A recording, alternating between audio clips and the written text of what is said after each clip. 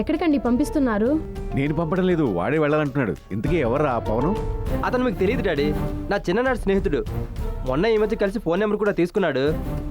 Please daddy, ఇలా వెళ్ళి అలా వచ్చేస్తాగా. ఏ ఊరు అవుతుంది? వైజాగ్. వైజాగే డాడీ. వైజాగ్ ఎంత దూరం డాడీ? ఇప్పుడు బయలుదేరానంటే రేపు ఈవినింగ్ కల్లా ఇక్కడ ఉంటాను. ఈలోగా కిరణ్ కూడా వచ్చేస్తాడు. ప్లీజ్ డాడీ, మీరేం అనుకోకండి. ఏంటో వీళ్ళ ఫ్రెండ్షిప్లు. నాకు తెలియని ఫ్రెండ్స్ కూడా తయారయ్యారు. మనకుండే ఈ హడావిడిలో వీడికి ప్రయాణం ఒకటి తగలాలా? సరే, ఒక్క రోజులో పోయిందే ఉందిలే, పద. వెళ్ళొస్తా డాడీ. Bye mummy. ఒంటి మీద పట్టలేనా? ఇంకేం అవసరం లేదా? ఏం అవసరం లేదా డాడీ? వద్దు డాడీ, నా దగ్గర ఉన్నాయి. రే భోంచేసిళ్ళు. గుత్తొంకాయ కూర టైం లేదు. సరే, నాకు వడ్డించు, ఆకలేస్తుంది. పదండి.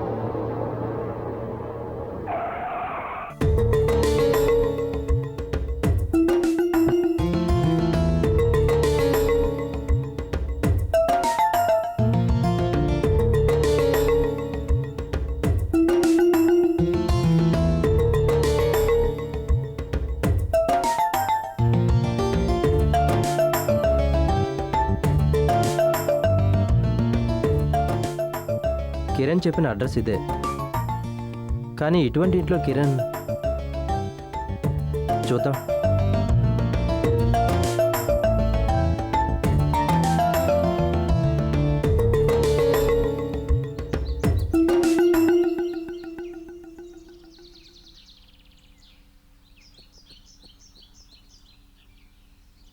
ఏమండి, ఎవరండి ఇంట్లో?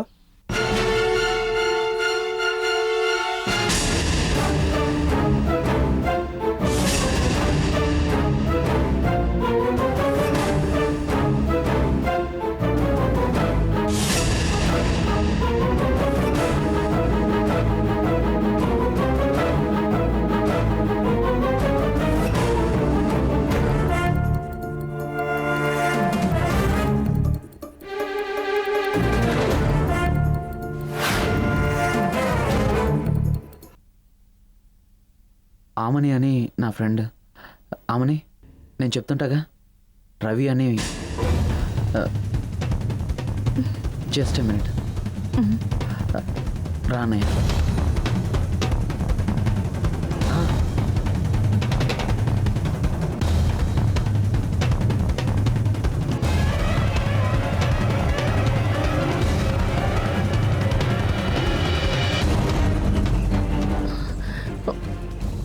తనేలా వచ్చాడు ఇక్కడికి?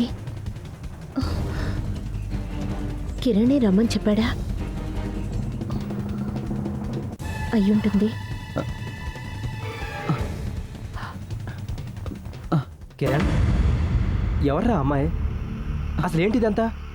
అదంతా చెప్పడానికి ఇప్పుడు టైం లేదురా, కానీ జరిగిన విషయం చెప్తాను విను. మేమిద్దరం ఎప్పటి నుంచో ప్రేమించుకుంటున్నాం, కానీ నేను ఆ విషయం ఎవరితో చెప్పలేదు. ఇప్పుడు దాన్ని పెళ్లి చూసుకోక తప్పనిసరి పరిస్థితి వచ్చి పడింది.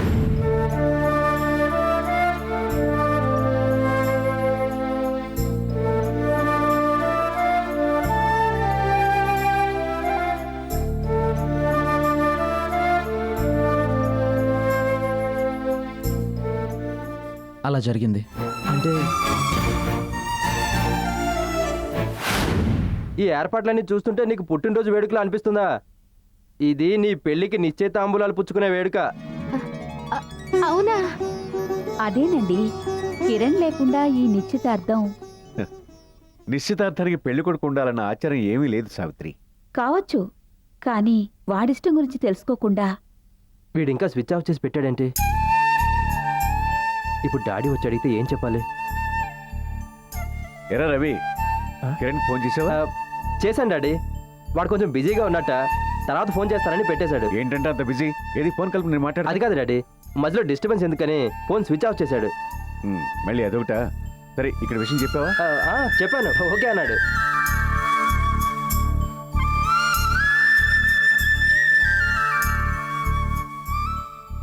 మరి అమ్మా నాన్నలు? వాళ్ళకి ఈ విషయం ఎలా చెప్పాలో తెలియకనే నిన్ను పిలిపించాను. అది కాదురా, నువ్వు ఆ అమ్మాయితో ఎప్పుడూ కమిట్ అయిపోయాను. ఇప్పుడు ఈ పెళ్లి జరగకపోతే తనకి ఆత్మహత్య శరణ్యం. అందుకే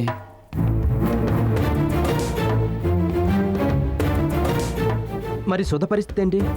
సుధా మీద నాకు ఎప్పుడు అలాంటి అభిప్రాయం లేదు. తనేదో చిలిపిగా ప్రవర్తిస్తుంది, కానీ నువ్వే దగ్గరుండి మా పెళ్లి జరిపించాలరా ప్లీజ్.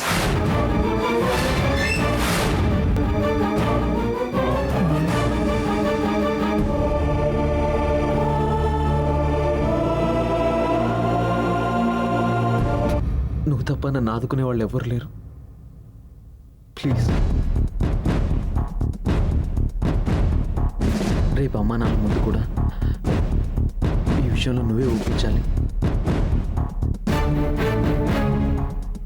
నీకు తెలుసుగా, డాడీ ముందు నిల్చునే ధైర్యం నాకు లేదు.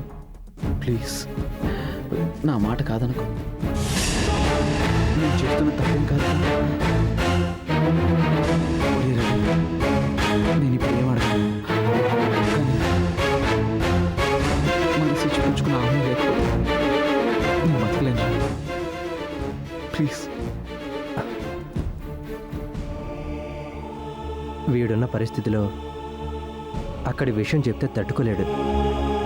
పైగా పెళ్ళికి కూడా రెడీ అయ్యాడు. ఇప్పుడు ఏం చేయాలి?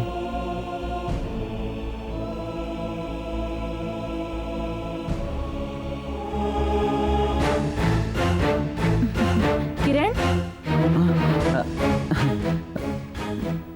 రండి రండి. తను రవి, మా బ్రదర్. నమస్తే. నమస్తే అండి. Very good. మీ ఇంట్లో ఒకళ్ళకి విషయం తెలియజేస్తావు, ఇక మిగిలిన వాళ్ళు అంటావా? ఏదో ఎడమొహం పెడమొహంగా ఉన్నా తర్వాత అదే సర్దుకుంటుందిలే. నేను అనుకున్నది అదేనండి.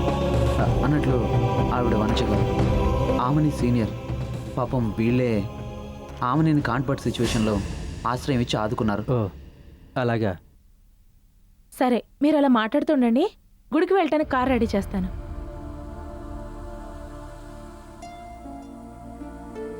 రానయ్య.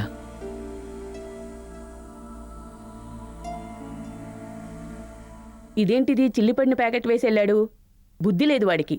ఈసారి బిల్లులో డబ్బు కట్ చేయాలి.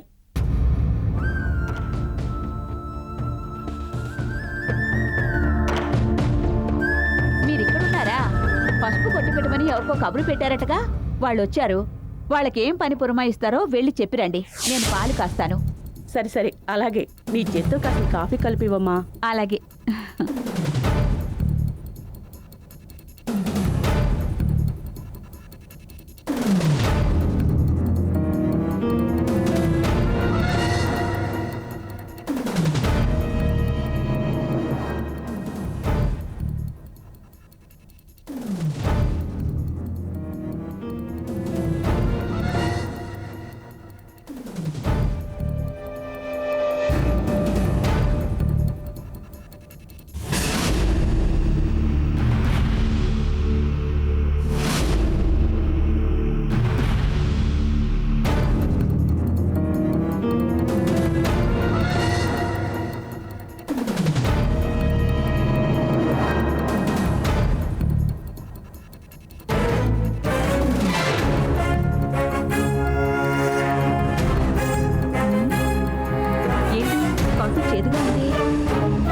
పంచదార ఏమైనా తక్కువైందా ఏంటి?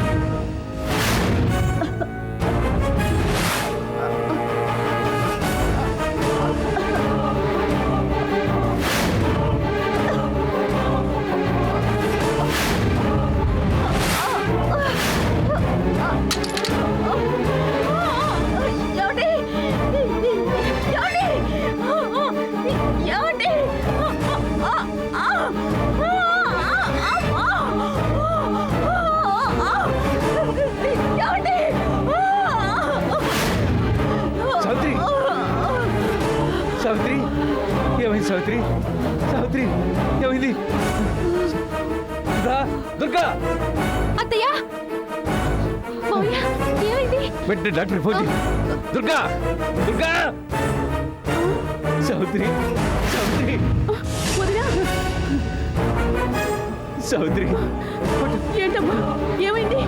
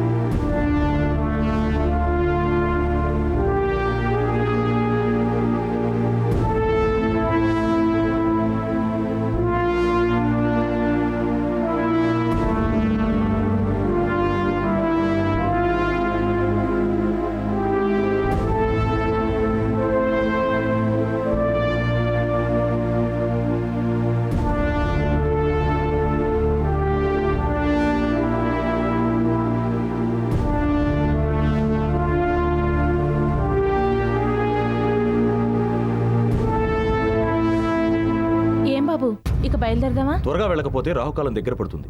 మళ్ళీ మధ్యాహ్నం వరకు మనం ఏమీ చేయలేం. పదండి. అబ్బబ్బా ఈ ఫోన్ ఒకటి మోగడానికి ఓ వేళ పాళ ఉండదండి. హలో చెప్పండి. Good morning madam. చెప్పండి. అవునా?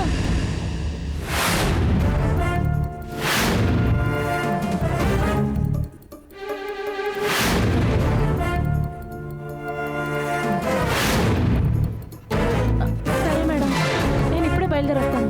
ఏంటి వచ్చా? ఎవరా ఫోన్? ఏంటంటే విషయం? కొంప మునిగిందండి. ఏంటి? ఏమైంది? మా స్కూల్కి మంత్రి గారు వస్తున్నారట. అసలు తనిఖీ అన్న విషయం మా హెడ్ మిస్సెస్కి ఎలా తెలిసిందో ఏమో. ఏ మాత్రం లేట్ చేయకుండా వెంటనే స్కూల్లో ఉండమంటున్నారు. మరి వీళ్ళ పెళ్ళి? అదే నాకు అర్థం కావట్లేదు. పోనీ ఓ పని చేద్దాం. ఏంటి త్వరగా చెప్పండి. నువ్వు వెంటనే స్కూల్ దగ్గరికి వెళ్ళక తప్పదు. వెళ్ళకపోతే నీ జాబ్కే ముప్పు వస్తుంది. సో నిన్ను దించడానికి నేను రెడీ. ఎటు రవున్నాడుగా వాళ్ళకి తోడుగా. వాడు గుడికి వెళ్తారు. మనం టైం చూసుకుని మన పని అయిపోగానే మనం అటెండ్ అవుదాం. ఏమంటావు? చచ్చా అదేం బాగుంటుందండి. పర్వాలేదక్కా, నీ ప్రాబ్లం మామూలు ప్రాబ్లం కాదు. మా కోసం నీ జాబ్ ఎలా వదులుకుంటా? నువ్వెళ్ళు. దేవుడి సాక్షిగా జరిగే పెళ్లికి దేవతలే పెద్దలు అనుకుంటాను.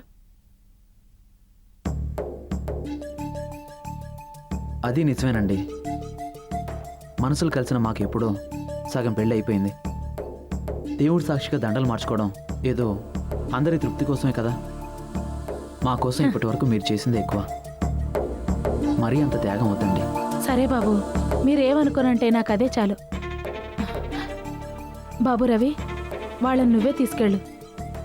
అలాగేనండి. వస్తానక్కా. వస్తానండి. సరే బాబు